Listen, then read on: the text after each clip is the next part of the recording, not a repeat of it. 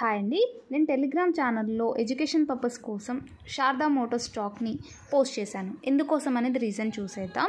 మనం 1 day time ఫ్రేమ్లో ఈ స్టాక్ని అబ్జర్వేషన్ చేసినప్పుడు ట్రెండ్ లైన్ బ్రేక్అవుట్ అనేది వచ్చింది 1 డే టైం ఫ్రేమ్లో.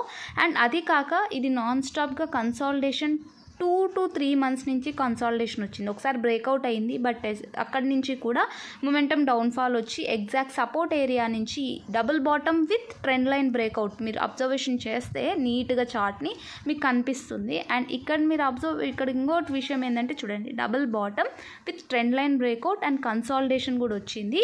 అండ్ బ్రేక్అవుట్ అయిన క్యాండిల్ వాల్యూమ్ చూడండి, ఓ మై గాడ్ ఎంత బాగుంది క్యాండిల్. సో ఇక్కడ నుంచి కూడా అబౌవ్ లెవెల్ ఏదైతే కనిపిస్తుందో అది మన టార్గెట్ అయితే అవుతుంది. అండ్ ఇక్కడ నుంచి కూడా మనం చూస్తే 103 points మూవ్ని మనం క్యాప్చర్ చేసుకోగలుగుతాం.